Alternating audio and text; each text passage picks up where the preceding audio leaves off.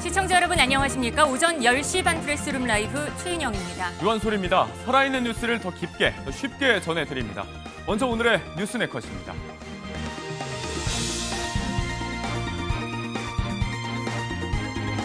코스피 5천 시대의 공약을 내놨던 이재명 대통령이 한국거래소를 찾아 시장이 반길 목소리들을 내놨습니다. 오래전 주식 투자 스토리도 얘기했는데 깡통도 차봤다고 했습니다. 화제의 국민 추천제 속에 이국종 보건복지부 장관론도 떠오르고 있습니다. 과거 대통령과 공공의료 분야에서 보여준 두 사람 간 공조도 회자되고 있는데요. 삼고초려라도 해달라는 주장입니다.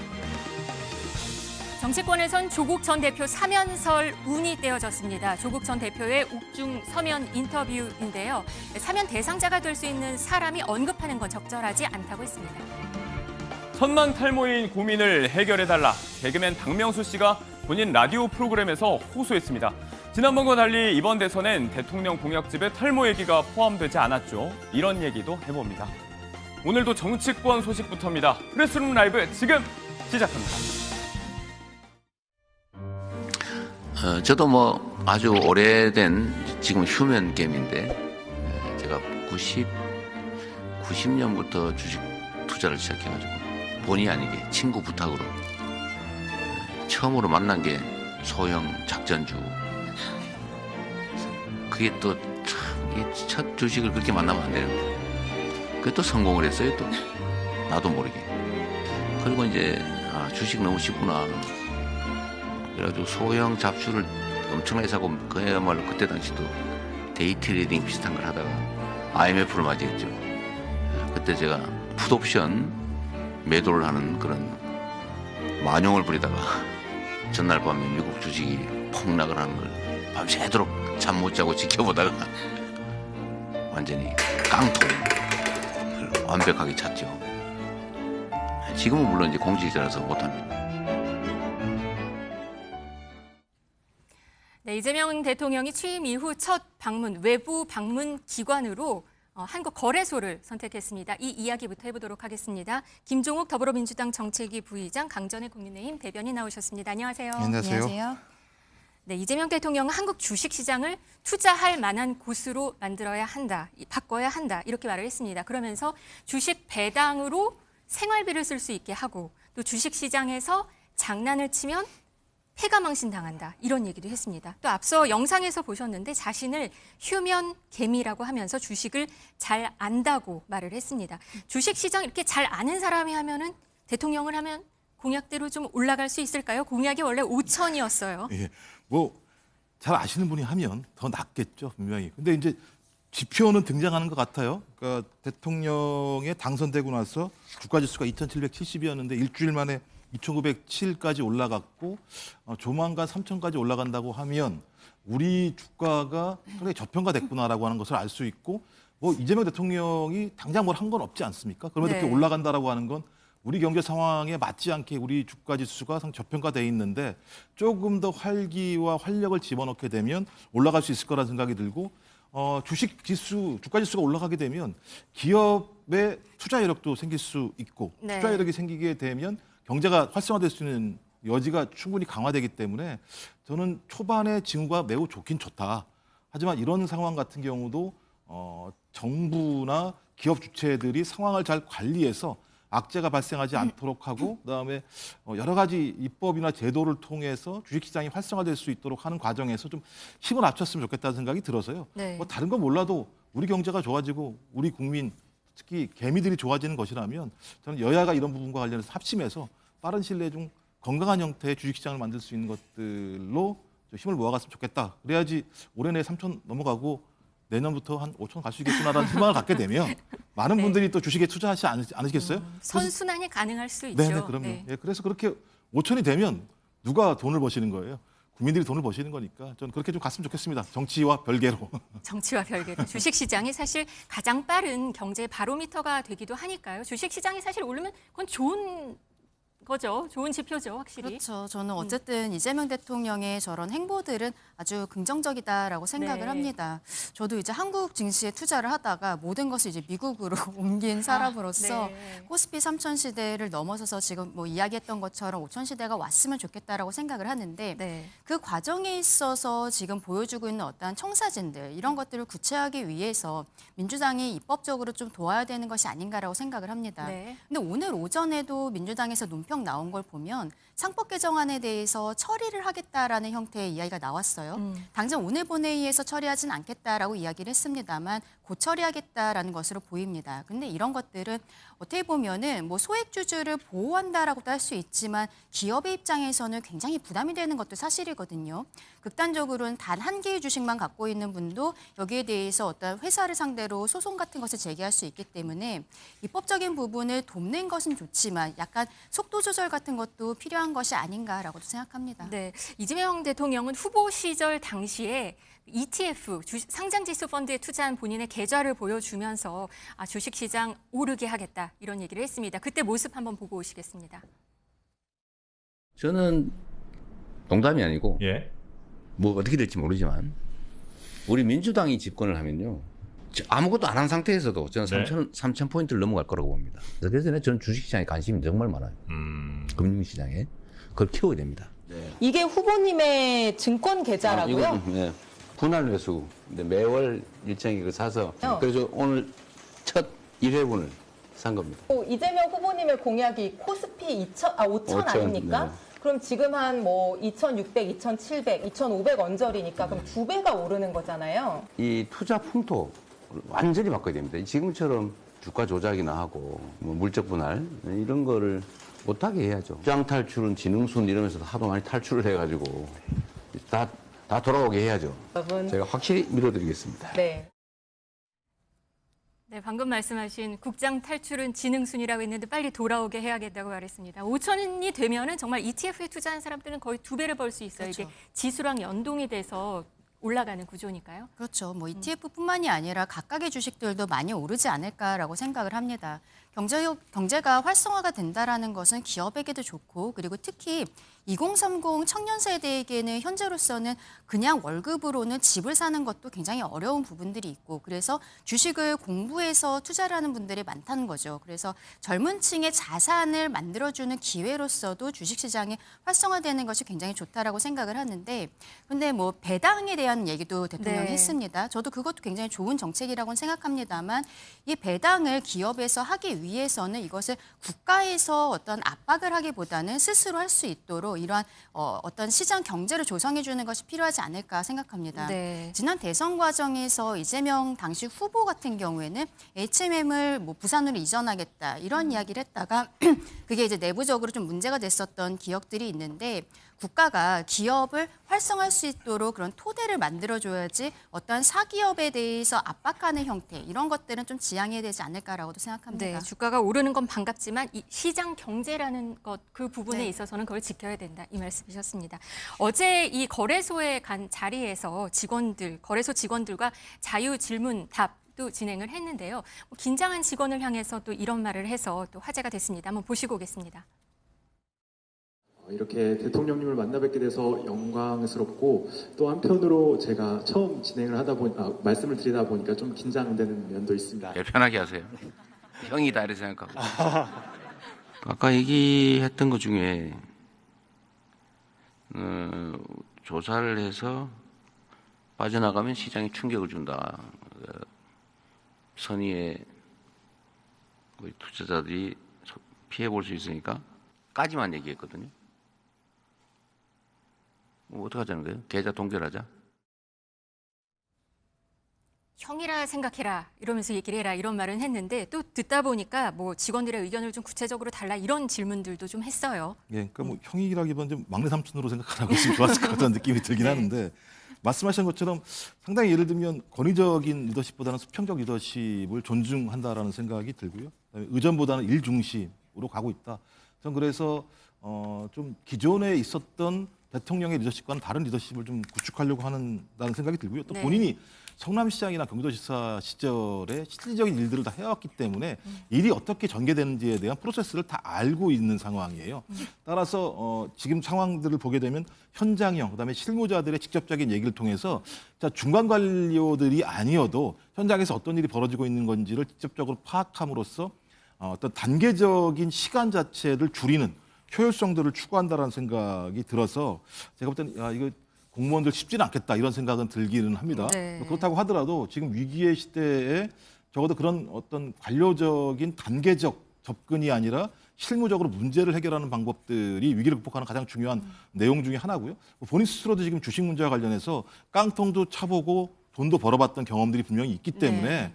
충분히 잘 알고 있는 거죠. 그러니까 개미들의 심정을 잘 알고 있기 때문에 개미들이 뭘 요구하는지 가장 잘 알죠. 그래서 상법 개정 아까도 말씀하셨는데 상법 개정들은 개미들이 상당히 요구하는 거죠. 상법 개정이 안 됨으로써 저희 주식 시장에서 개미들이 상당히 피해를 보는 측면들이 꽤 있거든요. 좀 그렇다면 이 정도 상황이 됐다면 개미들을 통해서 성장한 기업들이 개미들을 위해서 자기들의 지금까지 누려왔던 기득권들을 일종의 나누는 좀 형식을 가졌으면 좋겠다는 생각이 들고 특히 배당 성향 문제가 중국 같은 경우도 31% 정도인데 우리가 25%밖에 안 되는 거니까 주식을 투자하게 되면 나중에 본인이 팔지 않고서는 이득을 얻을 수 없는 구조들이 꽤 있어요. 그러니까 투자가 상당히 예를 들면 어려운 상황이기 때문에 이런 부분들 전체도 감안한다면 기업도 약간의 자기의 어떤 기득권을 배제한다면 같이 동반 성장할 수 있다는 생각을 가지고 좀 이번 참에 진짜 주가 지수를 4천, 5천까지 좀 올려놓게 되면 결론적으로는 기업과 그다음에 투자자들 모두가 이익을 본다라는 생각으로 좀 합심을 했으면 좋겠다. 과거에 IMF 때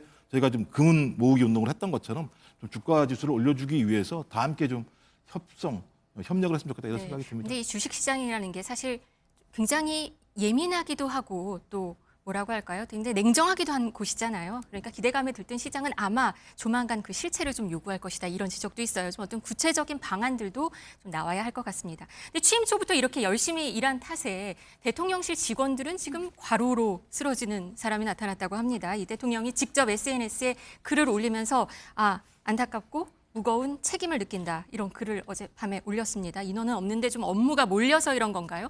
예, 제가 볼 때 대통령 입장에서 되게 미안했겠죠. 시작하자마자 과로 때문에 쓰러졌다고 얘기하는 건데, 그러니까 뭐 저희가 이렇게 열심히 일하는 이유도 국민들이 좀 잘 살자, 그다음에 직장을 가지고 있는 직장인들이 열심히 일을 하면 좀 잘 살자 이런 건데 잘 살기 위해서 건강을 잃으면 안 되는 부분이 있으니까요.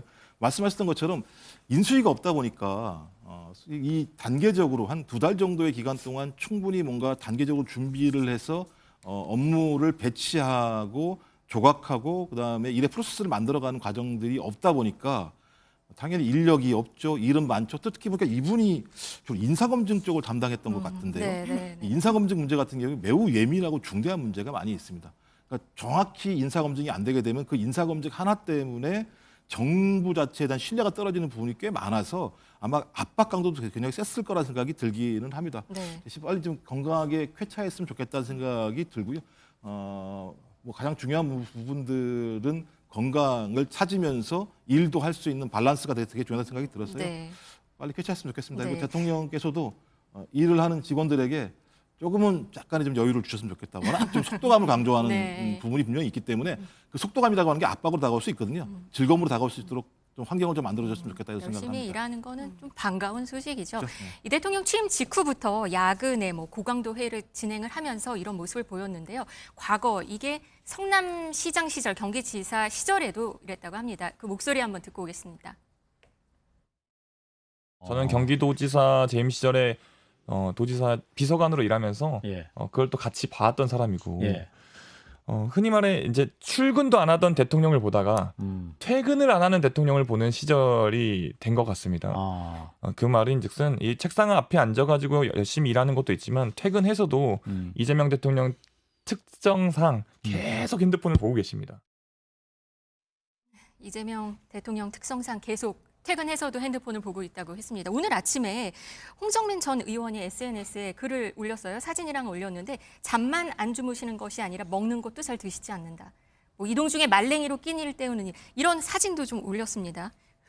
대통령의 워커홀릭에 참모진도 덩달아 좀 바빠진 모습이에요. 이 비서실장 요즘에 보면 초췌해졌고 대변인은 또 원형 탈모까지 왔다 이런 얘기도 있거든요. 예, 뭐 저는 이해가 되는 게 저도 이제 노무현 정부 때 저기 청와대 행정관 NSC 근무를 했었기 때문에 네. 아침 7시에 출근해서요. 저녁 9시, 10시에 퇴근을 하고 뭐 토요일은 무조건 출근하는 거고 다 5시, 6시까지. 그다음에 일요일도 격주로 출근하고 만약에 뭐 육자회담 같은 게 열리게 되면 특별 대기를 하는 상황들이 벌어져요. 그러니까 저 같은 저 미관 말직의 행정관들도 그렇게 힘든데 그 내용들의 보고 내용이 다 비서실장한테 올라가는 거 아니겠습니까? 그럼 비서실장들은 그 내용들을 다 파악을 해서 어떤 결정을 내려서 대통령에게 보고하고 보좌를 해야 되니까 제가 봐도 머리 진짜 아플 것 같다는 느낌이 들고요. 그러니까 지근지근대고 그다음에 계속 어떤 판단을 해야 되기 때문에 입을 깍깍 무는 일들이 많이 벌어질 수도 있겠죠. 그래서 문재인 전 대통령 과거에 민정수석이나 비서실장을 했을 때 그다음에 임종석 문재인 정부의 비서실장 같은 경우도 계속 치아가 안 좋아지는 상황이 갈 만큼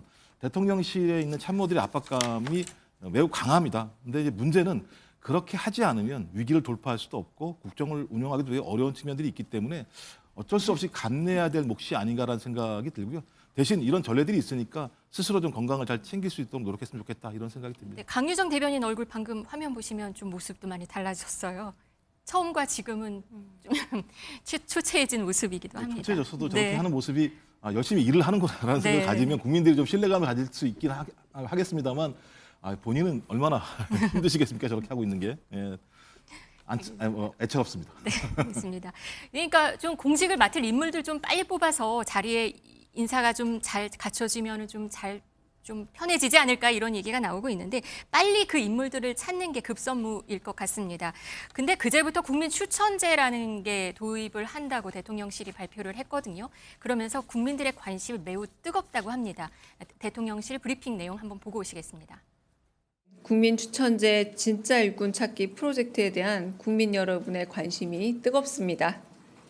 시행 첫날인 어제 하루 동안 총 11,324건의 추천이 접수됐습니다. 참여해주신 국민 여러분께 깊은 감사를 드리며 오늘 16일까지 더 많은 참여와 관심 부탁드립니다. 가장 많이 추천이 들어온 자리는 법무부 장관, 보건복지부 장관, 검찰총장 이 순이었다고 해요. 예, 뭐 말씀하셨던 것처럼 일단 뭐 법무부 장관 같은 경우는 검찰 개혁에 대한 국민적 요구가 매우 높기 때문에 검찰 개혁을 잘할 수 있는 분이 그런 자리에 있어야 된다는 생각을 가지고 있었고 그래서 좀 이 민주당 지지층들 같은 경우는 좀 강한 분이 오셔가지고 검찰 개혁 잘하겠으면 좋겠다라는 생각들을 많이 가지고 계신 것 같긴 합니다. 또 하나가 이제 보건복지 문제인 건데 이제 보건복지 문제는 저는 앞으로 대한민국이 사활적으로 잘 정책들을 만들어내야 된다라는 생각이 들거든요. 가면 갈수록 일자리는 줄어들 수밖에 없고 일자리가 줄어들게 되면 그 나머지 분들 같은 경우 근데 비정규적이며 안정적이지 않은 삶을 살 수밖에 없는 상황이라면 복지행정이라고 하는 건 우리 대한민국의 21세기 모델의 가장 핵심적인 내용들을 만들어내는 자리이기 때문에 이 자리에 대한 관심들이 꽤 많이 있는 것 같습니다. 그리고 보니까 저희 예산에서 보건복지 고용 부분이 작년 기준으로 226조 원으로 36.7% 정도를 국회에서 차지하는 부분이거든요. 그래서 이 자리도 매우 중요하기 때문에 거기에 대한 요구도 많이 나오고 또 이제 그 차원에서 이제 이국종 네, 맞아요. 그 교수 같은 경우가 저분은 상당히 예를 들면 한 분야에서 업적을 많이 남기신 분이니까 저런 분들이 하시면 좋겠다라는 생각을 하시는 것 같긴 해요. 네. 근데 이제 가장 관심 가는 인물이에요. 보건복지부 장관 후보로 추천된 이국종 국군 대전병원장. 예, 예. 삼고 초려해서라도 이국종을 장관으로 임명해달라. 부산시 의사회가 직접 나서서 추천을 했다고 합니다. 의사들이 직접 추천한 게 좀 의미가 있지 않을까요? 그렇죠. 의사들 네. 같은 경우도 어떤 앞으로의 어떤 보건 문제와 관련해서 이국종 교수 같은 분이 하시면 상당히 예를 들면 획기적인 방식으로 변화될 수 있을 거라는 바람들이 있는 것 같은데 이제 문제는 보건부가 아니라는 좀 한계는 있는 것 같아요. 보건복지부의 문제가 있고 아까 말씀드렸던 제가 이제 복지 문제를 네. 말씀드렸던 부분이 복지행정 자체의 예상 규모가 커질 수밖에 없고 국가 전체에 대한 행정체계 그다음에 국가 모델을 갖다 같이 만들어야 되는 형태의 일들을 전개를 해야 되기 때문에 그러니까 이국종 교수께서 한 분야에서 되게 탁월한 업적을 남겼기 때문에 그런 네. 분들이 다른 일도 잘하시긴 합니다. 하지만 이런 부분들을 그 분야의 업적만으로는 평가할 수 없을 것 같고요. 다양한 상황들의 고려, 그다음에 그 부처가 앞으로 소위 이재명 정부에서 어떤 정도 역할을 할 것인가라고 하는 포괄적인 판단하에서 결정을 해야 되기 때문에 이국종 교수님이 되시면 뭐 좋겠다고 생각하시는 분도 많이 계시겠습니다. 그 판단을 넘어서는 더 큰 틀에서의 고려들이 분명히 필요하기 때문에 이분들의 바람을 이재명 정부가 잘 수용을 해서 어떻게 반영할 것인지에 대해서 판단하실 필요는 있다는 생각은 듭니다. 국민 추천으로 장관을 뽑는 거는 꽤 많이 어려운 일일 것 같습니다. 어떻게 보셨습니까, 대변인님? 이국종 교수가 장관이 된다, 보건복지부 장관이 된다. 어쨌든 부산시 의사회에서는 네. 이분에 대해서 높게 평가를 하고 추천을 한 것이다라고 생각을 합니다. 이런 형태의 추천이 들어오는 것은 굉장히 바람직하다라고도 생각을 하는데요. 네. 그런데 국민 추천제라는 형태를 하고 있는 것에 대해서는 조금 의문이 있어요. 왜냐하면은 이 국민 추천제라는 게 원래 있었던 제도입니다. 노무현 정부 때도 잠시 한시적으로 했었고 그 이후에 뭐 박근혜 정부, 문재인 정부에서도 다 있었기 때문에 이게 인사혁신처에서 데이터베이스화하고 있는 상황이에요. 근데 이 상황에서 어떻게 보면은 뭐 그 대선 캠페인 과정에서도 이런 이야기를 대통령이 하긴 했습니다만 첫날 이야기를 했었어야 되는 것이 아닌가라고 생각을 해요. 근데 한 일주일 정도 있다가 대변인이 오전 9시에 기자회견을 열고 여기에 대한 이야기를 했는데 저는 그 이유는 일주일 동안에 보여줬었던 인사에 있어서 지금 문제되는 부분들이 자꾸 나오고 있잖아요. 특히 오광수 민정수석에 대한 이야기라든지 이런 것들이 문제가 되고 있기 때문에 국민 추천제를 일주일 뒤에 이야기한 것이 아닌가라는 생각이 드는 거죠. 결과적으로 뭐 전문적인 부분들 그리고 중앙에서는 잘 알지 못하는 분들이 추천이 들어간다는 건 좋지만 기존의 제도를 쓰면서 이것을 어떤 문제되는 부분들을 희석시키려고 하는 것이 아닌가 이런 우려도 말씀을 드리고 싶습니다. 네. 근데 이제 이 부분은요 이미 이제 이재명 대통령이 사전에 얘기를 했었어요. 갑자기 얘기한 건 아니고 이렇게 자기가 대통령이 된다면 이런 걸 하고 싶다라는 얘기를 공개적으로 얘기를 했었고 이건 그러니까 국민이 참여할 수 있는 공간을 만들므로써 국민이 추천한 분이 꼭 되시는 건 아닙니다만 국민들이 솔직히 이런 정도의 장차관을 요구하는구나라고 하는 가이드라인을 만들어 줌으로써 관료들이 자기의 전문성에만 집중하는 것이 아니라 국민적 요구에도 반영할 수 있도록 한다는 측면이 분명히 있기 때문에 저는 말씀하신 그런 우려점들에 대해서는 저희가 잘 반영해야 된다는 생각이 듭니다만 또 한 측면에서는 국민들이 요구하는 장차관 관료들의 모습이 무엇인가라고 하는 부분들을 관료가 되시는 분들이 충분히 인지를 해서 모든 초점을 국민을 위한 행정으로 맞춰야 된다라고 하는 또 다른 측면도 있다는 것을 말씀을 좀 드립니다. 네, 국민이 요구하는 게 어떤 건지 그 가이드라인을 제시하는 그런 효과가 있을 것이다. 예, 이렇게 뭐 보시는 거군요. 쌍방향이니까요. 이건 다. 쌍방향이니까요. 네. 이 덩달아 이 과거 이재명 대통령과 이국종 교수의 인연도 관심입니다. 그때 어떤 일이 있었던 건지 보시고 오시겠습니다. 아이고 교수님 반갑습니다. 네, 감사합니다. 감사하다 뭐. 원래 사람이 죽고 사는 문제는요 긴급 피난이라고 해가지고 다 해도 됩니다. 원래는 그냥 불법이 아니에요. 사람의 목숨을 살리기 위해서는 긴급 피난이라고 법을 어기는 게 형법에 의해서 허용이 됩니다. 그렇잖아요. 그래서 협조 요청을 좀 하도록 하시고 우리 이 선생님은 교수님은 그냥 필요한데 아무 데나 가장 빨리 내리십시오. 감사합니다. 제가 이 교수님 정말 존경합니다. 훌륭하세요. 제가 잘 챙길게요. 감사합니다. 네. 감사합니다. 한번 제가 있는 동안에 어떤 새로운 거 많이 해보시죠. 네, 감사합니다, 지사님. 네, 지난 2018년에 있었던 일이었습니다.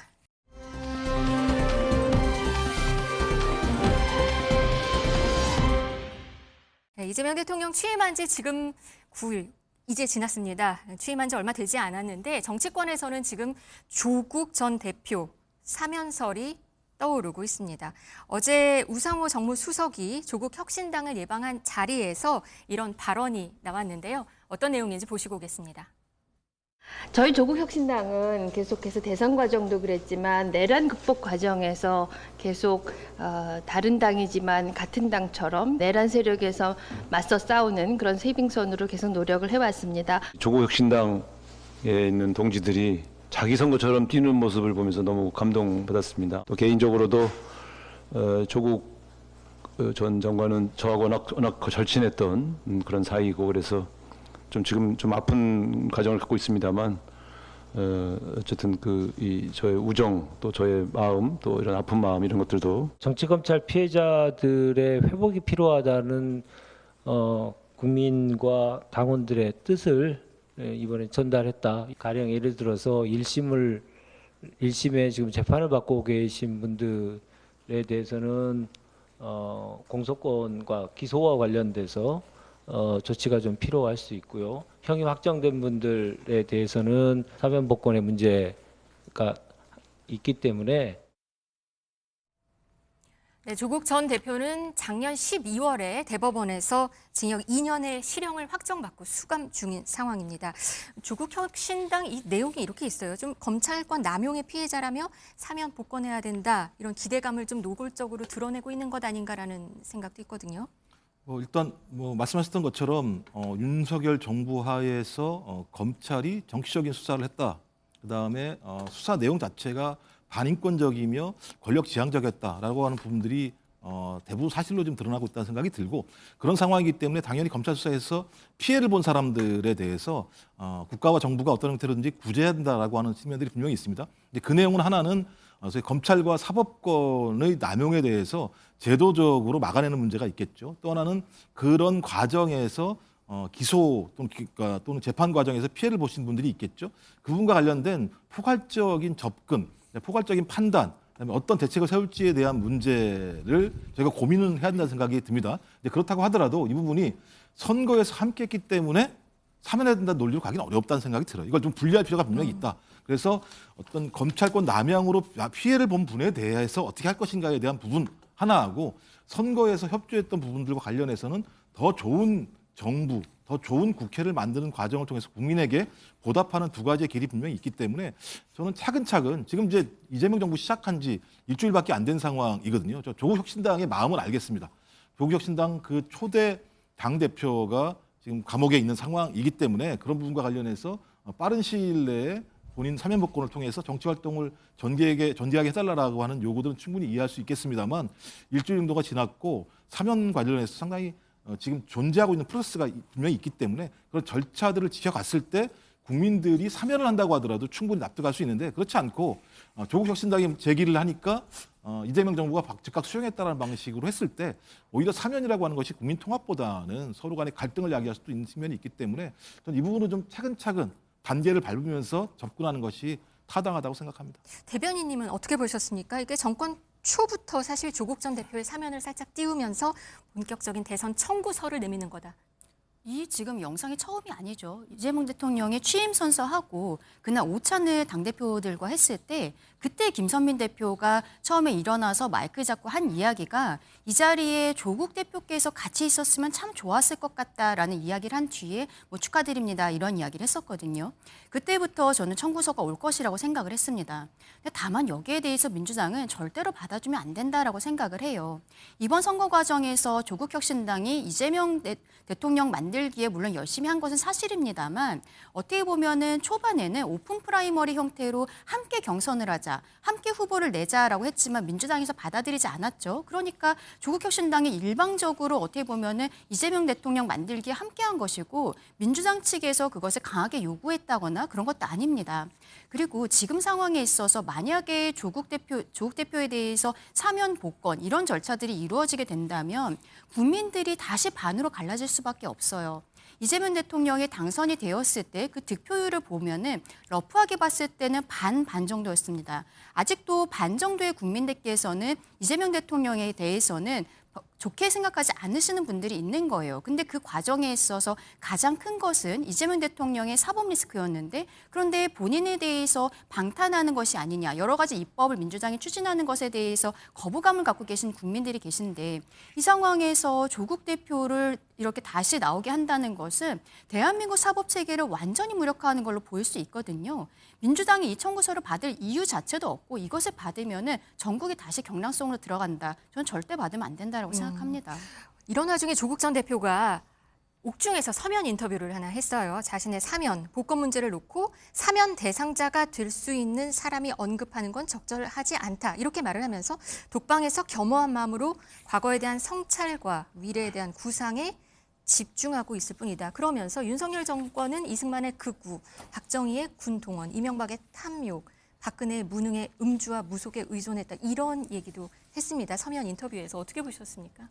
그러니까 지금 조국 대표 같은 경우 본인이 이미 사면 대상자라고 생각을 하고 있는 거예요. 이러한 생각을 갖도록 한 민주당의 애매한 스탠스가 저는 좋지 않다라고 생각을 합니다. 이제는 야당이 아니에요. 민주당이 여당이기 때문에 안정적으로 전국을 운영을 해가야 되고 이재명 대통령에게 힘을 실어줘야 되는데 조국 혁신당이 지금까지 과정에 있어서 도와줬다라는 이유로 이런 것을 주는 것은 사면 복권을 하는 것은 저는 전혀 맞지 않다라고 생각하고 조국 혁신당과 민주당과의 관계에 있어서는 원내 교섭단체 이것을 10명이나 15명 정도로 낮춰야 된다. 이 부분은 실상 민주당이 과거에도 선거에서 공약으로 내세웠었는데 진행이 안 됐었던 부분이고 조국 혁신당은 굉장히 강하게 요구하는 부분이거든요. 네. 이런 형태로 마무리를 해야 되지 않을까라고 생각합니다.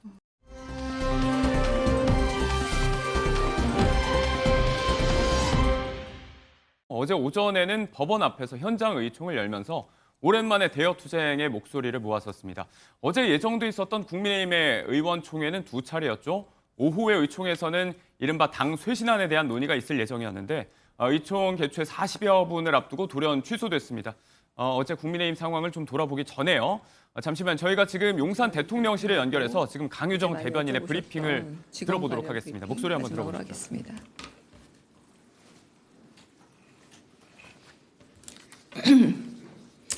강유정 대변인입니다.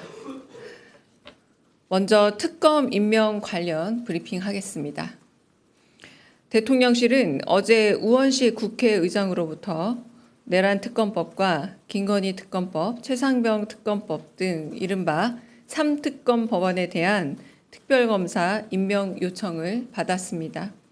대통령실은 같은 날 위 사건을 수사할 특별검사를 임명하기 위해 더불어민주당과 조국혁신당에 각각 특별검사 후보자 추천을 의뢰했습니다. 두 번째 브리핑하겠습니다. 이재명 대통령은 오늘 오전 9시 30분부터 약 25분간 렁끄엉 베트남 국가주석과 취임 후 첫 통화를 가졌습니다. 당선 직후 축전을 보냈던 끄엉 주석은 통화에서도 이 대통령이 재임 기간 중 많은 성과를 거두기를 바란다며 다시 한번 따뜻한 축하 인사를 전했습니다.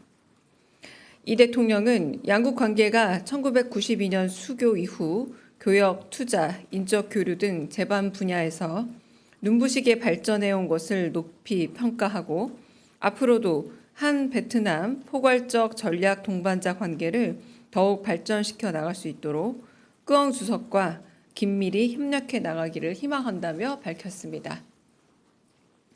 끄엉 주석은 공감을 표하고 베트남의 경제 발전 및 고도화를 추진하는 데 있어 신뢰할 수 있는 핵심 파트너인 한국과의 관계 강화를 희망하며 이를 위해 적극 협력해 나가자고 했습니다. 두 정상은 양국 간 협력을 포괄적 전략 동반자 관계에 걸맞게 고속철도, 원전 등 전략적 협력 분야로 확대, 심화해 나가기로 했습니다. 특히 이 대통령은 베트남에 진출한 우리 기업들이 원활한 활동을 위해 각별한 관심과 지원을 당부했고 끄엉 주석은 이에 긍정적으로 화답했습니다. 끄엉 주석은 이 대통령의 베트남 방문을 초청했으며 이에 대해 이 대통령은 베트남을 방문해 양국 관계 발전을 위한 심도 있는 논의를 갖길 고대한다고 하고 에이펙 등을 계기로 양국 고위급에서 활발히 교류해 나가자고 했습니다. 세 번째 브리핑입니다. 북한 대남방송 중지 관련 브리핑입니다. 어제 다시 하겠습니다. 어제 오후 2시부터 우리 군이 대북 방송을 중지했습니다. 이후 오늘 합동 참모 총목 죄송합니다. 다시 읽겠습니다. 어제 오후 2시부터 우리 군이 대북 방송을 중지했습니다. 이후 오늘 합동 참모 본부가 북한의 대남 소음 방송이 청취된 지역은 없다고 밝혔습니다. 현재 군은 이와 관련 북한의 관련 동향을 예의주시하고 있습니다. 마지막 브리핑입니다. 강훈식 대통령실 비서실장이 대통령실 업무 도중 쓰러져 입원한 직원을 어젯밤 병문안했습니다. 이재명 대통령은 페이스북에 직접 글을 올리며 직원을 걱정하고 격려했습니다. 해당 직원은 대통령실에 파견돼 인사검증 업무를 담당해 왔습니다. 인수위 없이 출범한 새 정부에서 인사검증을 할 인력과 시간이 현실적으로 매우 부족한 상황이지만 대통령실 직원들은 맡은 바 소임을 다하고 최적의 인재를 찾기 위한 최선의 노력을 다하겠습니다. 이상입니다.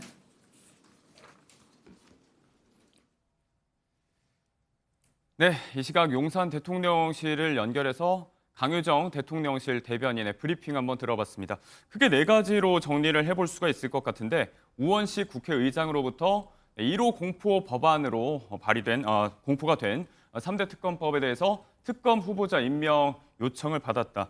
관심을 모았던 이제 인선이 발표된 건 아니고 이제 임명 요청이 들어왔다. 이 차원의 이야기였어요? 예, 뭐 당연히 말씀하셨던 것처럼 지난 3년 동안 많은 국민들이 요구했던 것이 특검이었고요. 특검을 통해서 실체가 무엇인지 객관적으로 밝히자. 예. 그 이전까지만 하더라도 국회에서 통과가 돼도 대통령이 거부권을 가지고 행사함으로써 제대로 된 실체가 밝혀지지 않았는데 네. 이번에 이제 특검을 통해서 실체가 밝혀지게 되면 지난 3년 동안 국정이 어떻게 농단됐는지에 대한 상황과 그다음에 지난 6개월 동안 내란이 어떻게 전개가 됐고 어떤 일이 벌어졌는지에 대한 실체를 알 수 있게 된다라는 생각이 들어서 네. 저는 빠른 시일 내에 특검을 임명하고 그다음에 특검 보호와 검사들을 통해서 국민들이 알고자 하는 방향에 대해서 알려야 된다. 좀 그것만이 우리 민주원정을 지키고 민주주의를 지키고 그다음에 죄를 지은 사람에 대해서는 국가가 엄벌한다라고 하는 어떤 정확한 전통을 세울 수 있다는 생각이 들기 때문에 네. 빨리 좀 진행했으면 좋겠다는 생각이 들고 그래서 예. 그런 차원에서 좀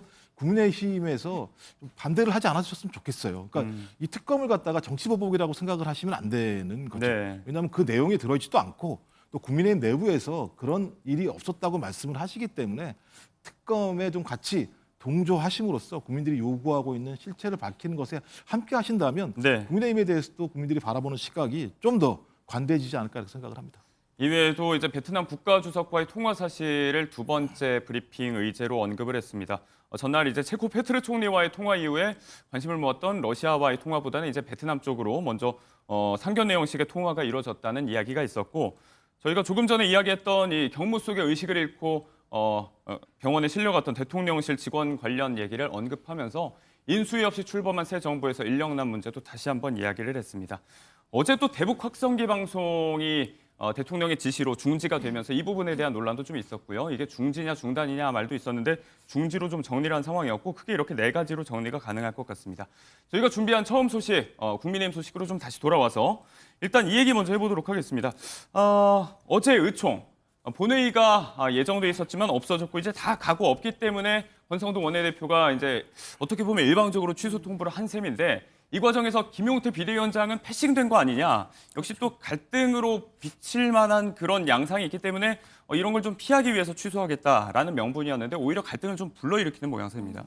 그러니까 의총이 오후에 열리는 것으로 김용태 비대위원장은 알고 있었는데 원내 지도부는 그 안에서 여기에 대해 논의를 하고 저희가 그 전에도 이미 의총을 했었습니다. 그런데 5시간 넘게 했습니다만 결과적으로는 어떤 통일된 안이 나오지도 않았고 그 과정에서 갈등만 국민들께 노출했다라는 판단이 있었던 것으로 보여요. 그래서 어제 의총은 결과적으로 취소를 했는데 김용태 비대위원장에게는 취소와 관련해서 뭐 서로 간에 의견을 묻는다거나 이런 과정이 없었다라는 것을 또 김용태 비대위원장이 SNS를 통해서 이야기를 했기 때문에 결과적으로는 권성동 원내대표가 보이고 싶지 않은 당내의 분란을 다시 보여주는 아이러니가 되었다라고 생각을 합니다. 근데 권성동 원내대표가 이야기하는 것은 다음 주 월요일에 저희도 원내대표 선거가 있거든요. 그러면은 원내대표가 새로 들어오면은 그때 새로운 지도부가 결정해야 될 부분들이다라고 이야기를 하는 겁니다. 김용태 비대위원장의 임기는 6월 30일까지이기 때문에 본인의 개혁이 완수될 때까지가 본인의 임기다라고 이야기하고 있습니다만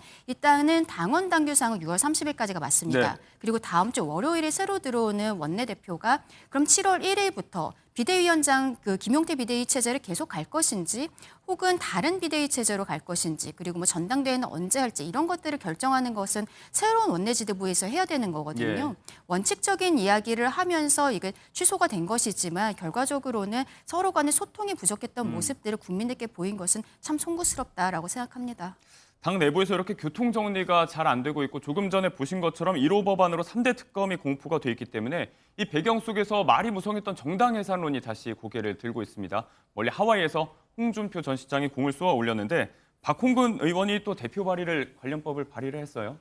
예, 근데 이 부분은 좀 매우 조심스러운 부분이죠. 정당 해산이라고 하는 것이 국민들이 지지하고 있는 어떤 특정 정당을 해산하는 명령을 내려야 되는 부분이기 때문에 이 문제가 어떤 쟁점이 되는 것 자체에 대해서는 이재명 정부에서도 좀 우려스러운 측면들이 있을 거라 생각이 들어요. 왜냐하면 지금은 민생의 시간이라고 얘기하는 것이고 민생 회복을 위해서 모든 국민들이 좀 합심을 해야 되는 상황인데 이런 정치적 쟁점들이 부각되는 거에 대해서 조심스러울 수밖에 없는데요. 우리나라 같은 경우는 핵심적인 그런 겁니다. 정당의 목적이나 활동이 민주적 기본 질서에 위배되는가 여부를 판단하는 문제예요. 전 그렇다면 이 문제와 관련해서 국민의힘 내부에서 많은 국민들이 문제 제기하고 있는 몇 가지 부분에 대해서 선제적으로 설명하실 필요가 있습니다. 첫 번째 내용들은 내란 문제와 내란 우두머리 혐의를 받고 재판을 받고 있는 윤석열 전 대통령의 문제에 대해서 공식적인 입장들을 밝힐 필요가 하나 있을 것 같고요. 또 하나는 후보가 교체되는 과정에서의 논란이 많았어요. 이건 상당히 매우 반민주적인 형태가 있었단 말이에요. 그럼 이건 정당 해산 요건에 들어가는 내용이긴 합니다. 이 부분에 대해서 왜 이런 일이 벌어졌는지 설명할 필요가 있고요. 또 하나는 부정선거 문제입니다. 이 세 가지 정도의 문제가 진짜 나중에 가게 되면 정당 해산 문제와 관련돼서 중요한 쟁점이 될 수도 있는 측면들이 있어요. 근데 저는 그걸 지금 뭐 하자 말자 이런 문제가 아니라 이런 부분들을 국민의힘 스스로가 결자해 주시는 것이 이런 논란들이 발생하지 않고 국민의힘에 대한 국민적 신뢰들을 다시 확보할 수 있는 부분이 분명히 있기 때문에 저는 왜 이런 얘기를 하냐라고 민주당에게 비판하시기 전에 국민의힘 내부에서 먼저 이 문제에 대해서 국민에게 설명을 드리는 것이 저는 순서가 아닌가 이렇게 생각을 합니다. 네, 뭐 정당 해산 심판 주체가 일단 정부이기 때문에 당장 통합을 외치고 있는 정권 초기에 추진은 어렵다는 관측이 우세하긴 하고요. 각각 여야 새 원내 지도부 선출도 눈앞에 두고 있습니다. 박찬대 원내대표가 조금 전에 고별 기자회견을 했었고 오후에 또 권성동 원내대표가 퇴임 기자회견을 할 텐데 정치적 상황과 맞물려서 여야의 희비도 조금씩 엇갈리고 있는 것 같습니다. 정치권 소식은 여기에서 두 분과 정리해 보도록 하겠습니다. 고맙습니다. 고맙습니다.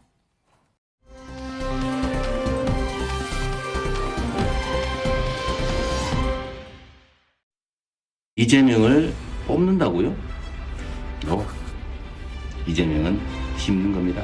앞으로 제대로 심는다 이재명. 나의 머리를 위해.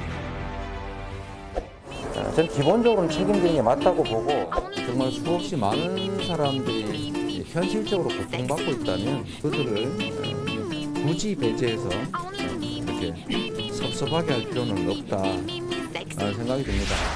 머리 빠지는 거는 진짜 한 1000만 명이 그것 때문에 고민해요. 1000만 명. 1000만 명이요? 우리나라 탈모인이 1000만이에요. 와, 늘었네. 몇 년 전 몇백만이었는데. 아니에요. 그때도 이제 그래요? 암암리에 숨겼던 분들 이제는 좀 세상으로 나오셨어요. 이거 빨리 좀 해결 좀 하세요. 예, 진짜 뭐 하는지 모르겠네. 이거 어떻게 보면 대통령이 이걸 해결해 줘야 되는 거 아니에요?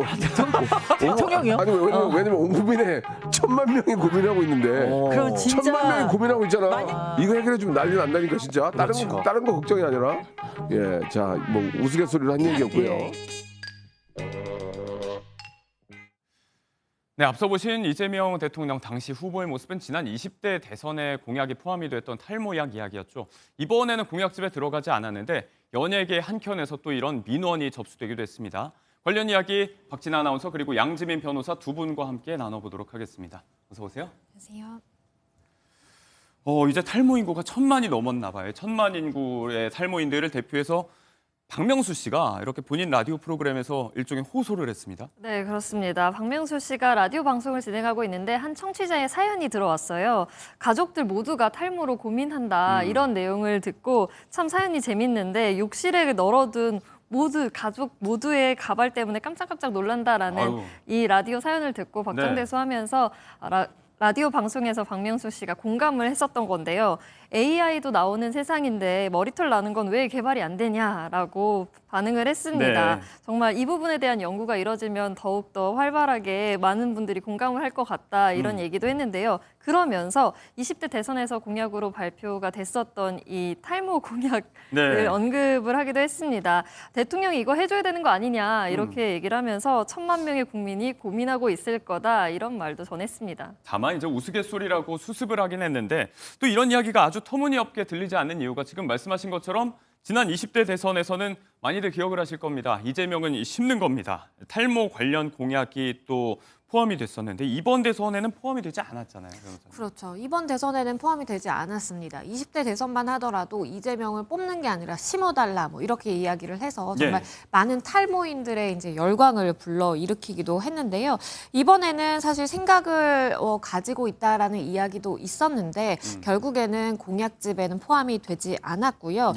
그리고 이 건강보험을 적용을 하는 데 있어서는 사실 이 후보의 의지뿐만 아니라 재정적인 측면도 굉장히 중요한 부분이거든요. 네. 근데 그런 부분이 이제 해결이 되기 어렵다 보니까 결국에는 최종 공약집에는 내용이 빠지게 됐습니다. 재정 문제도 있고 또 워낙에 시급하고 큰 현안이 지금 많은 상황이다 보니까 빠지게 된 것 같은데 논의가 뭐 2차례 대선에 걸쳐서 이어져 온 것 보면 또 조만간 공론화가 되지 않을까, 탈모인들은 희망을 한번 가져봐도 되지 않을까 싶은 생각이 듭니다. 한편 연일 정권을 향해서 저격글, 정치적인 성향의 글을 내온 한국계 캐나다 가수 JK 김동욱 씨가 고발당할 위기에 처했다는 보도가 있었는데 실제로 고발된 건가요? 어떤 내용인가요? 이거? 일단은 고발을 하겠다라고 밝히고 있는 지금 시민단체의 일부 목소리가 있는 상황이고요. 정보통신망법 위반으로 고발을 하겠다. 그러니까 악의적인 의도를 가지고 허위 사실을 유포하면서 이 이재명 대통령이라든지 이 민주당에 대해서 비방을 하고 있다라고 이야기를 하고 있는 상황인데요. 네. 이 JK 김동욱 씨 같은 경우에는 이재명 대통령의 G7 참석 소식이 알려지자 초대장은 받은 거냐라면서 굉장히 좀 모욕적인 발언도 섞어서 함께 이제 이야기를 하기도 했습니다. 공식 확인을 해보라는 얘기였던 거죠? 그렇습니다. 그런데 이제 이번이 처음은 아니다 보니까 이런 류의 발언이 더 논란이 거세지고 있는 상황입니다. 네. 공식 확인이 됐으니까 이 부분이 이제 또 고발 사유가 될 수도 있을 것 같은데 앞서 이야기한 것처럼 대선 후보 시절부터 또 그 이전부터 꾸준히 이런 반정부적, 그러니까 정치적인 성향에 좀 서 있는 그런 글들을 이렇게 올리기도 했었고 이런 일들이 좀 이전 정권부터 이어져 왔었다면서요? 그렇습니다. 그러니까 이재명 대통령에 대해서만 이러한 이야기를 하는 것이 아니라 과거의 문재인 정부 시절에도 이 정부에 대한 비판 섞인 목소리를 많이 내기도 했습니다. 네. 특히 이제 12.3 내란 사태 이후에는 윤 전 대통령을 지지하는 목소리를 내면서 김문수 후보를 지지한다라고 표현을 하기도 했고요. 그리고 일부 이러한 뭐 행동에 대해서 일부 네티즌들 같은 경우에는 뭐 표현의 자유다라고 보는 시각도 있지만 하지만 너무 정치적인 성향을 드러내는 것은 연예인으로서 좋지 못할 수도 있기 때문에 좀 중립을 지켜달라라는 이야기도 있고요. 2021년부터 더 이 보수 성향을 드러내온 연예인 중에 하나입니다. 네, 사회적인 쟁점 법안의 대립각을 또 세우기도 했습니다. 마트 휴무일 관련해서 또 얼마 전에 또 응급실 BGM을 깔고서 관련된 입장을 내놓기도 했는데 한편으로 이분이 또 캐나다 국적 보유자입니다. 외국인 정치활동 금지권으로 고발당한 사례도 있었는데 연일 논란이 되고 있는 JK 김동욱 씨 이야기도 한번 짧게 다뤄봤습니다.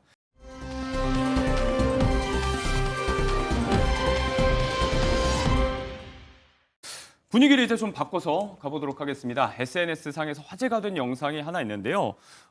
뉴진스님으로 거듭난 코미디언 윤성호 씨가 얼마 전에 거의 신드롬급의 인기였는데 코미디언 김인석 씨가 또 함께하면서 또 깜짝 놀랄 만한 근황을 전해왔습니다. 일단 그 영상을 보고 이야기 이어가겠습니다. 제가 어렸을 때 동창이 교회를 오픈했습니다. 예, 제 동창이 목사예요. 형제님, 하나님 성전으로 들어오세요. 아유, 그냥 큰 거. 원래 이런 거 안 주는 거 알잖아. 알지, 그치? 요거 붙여놔봐요. 딱 붙여놓으면은 우리 신도들 엄청 많이 오고. 요거는 또 요거 하나 딱 하고서 하면은 잘 될 거. 그럼 이거 하나 받고 너 이거 가져가. 너는 이거 가져가. 이거를 나한테 주면 반야신경 외워봐. 그러니까 요즘에 밈을 봅니다. 반야신경은 나도 좀 알아. 마하반야 바라. 김 목사님 우리 쪽으로 오시죠. 혹시 바리깡 있나요 여기요?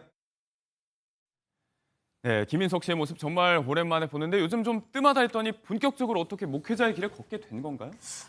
이게 다 많은 사람들이 김인석 씨가 목회자의 길을 걷게 된 거냐라고 이제 물어보다 보니까 본인의 SNS에 아닙니다. 저는 방송인으로서 열심히 살고 있습니다라고 해명을 하기도 했습니다. 그만큼 리얼하다라는 것이겠죠. 그러니까 많은 사람들이 부캐인 거군요. 그렇죠. 일종의 이제 부캐로서 활동을 예고를 시작을 한 것인데 많은 사람들이 보고 정말 목회자로 전향을 하셨나 보다라는 생각을 많이 하게 되고 그런 질문들이 많았다고 하네요. 깜짝 속을 뻔했습니다. 지난번 뉴진스님 때도 그랬지만 뉴진스님 본명이긴 한데 정식 출가는 아니라고 하고 비슷한 차원으로 볼 수 있을 부분입니다.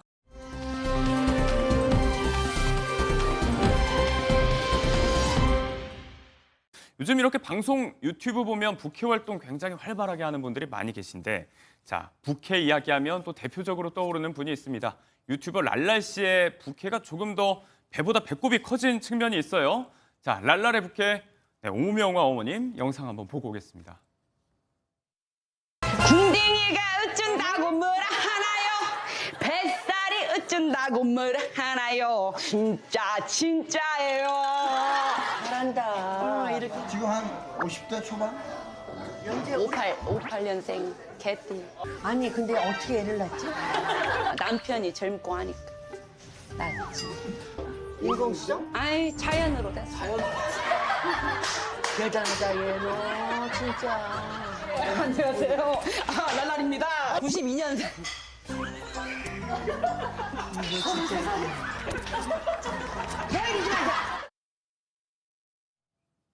야, 502호 왜 월세를 안 내 502호 이 랄랄의 부캐 오명화 선생님 아마 다들 좋아하실 것 같은데 선우용여 씨는 몰랐나 봐요, 이 부캐의 존재를. 그래서 이제 58년 개띠로서 애를 낳았다 이런 거짓말에도 넘어갈 정도로 아주 천연덕스러운 연기였습니다. 네, 정말 깜빡 속을 정도로 부캐를 너무나도 잘 살려낸 것으로 유명한데요.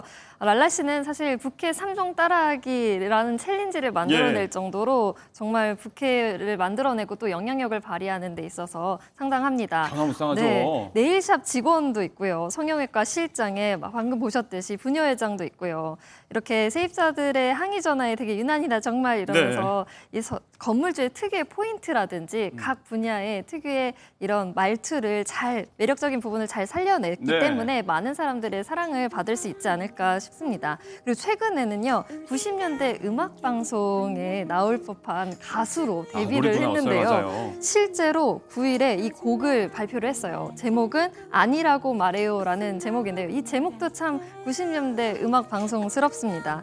실제로 이 곡이 발표가 되고 나서 요즘 음악 차트에도 1위를 할 정도로 또 100위 안에서도 순위권에 들어갈 정도로 인기라고 합니다. 네, 사실 이쯤 되면 이제 저희 생각이 돈을 정말 많이 벌었겠다 이렇게 미치기도 하는데 실제로 부캐 활동으로 벌어들인 돈 거의 다 없어졌다면서요, 지금? 그러니까요. 이게 랄라 씨가 다른 유튜브 채널에 출연을 해서 이야기를 한 건데요. 이 부캐로 돈을 어마어마하게 벌었을 것 같다라고 이제 이야기를 했더니 아니다. 굿즈 사업을 시작을 했는데 거기에 벌은 돈을 다 쏟아부었고 오히려 마이너스다라는 이야기를 해서요. 좀 안타깝다라는 심정을 밝히기도 했고요. 근데 처음에는 좀 힘들었다라고 합니다. 열심히 일했는데 이제 돈이 다 마이너스이다 보니까. 그런데 원래 그 돈은 내 돈이 아니었다라고 생각을 하고 마음을 먹으니까 편안하게 일을 할 수 있게 됐다라는 소감도 전했습니다. 네, 이런 긍정적인 태도와 에너지가 있기 때문에 또 금방 큰 화제를 만들고 더 잘 되지 않을까 싶기도 합니다.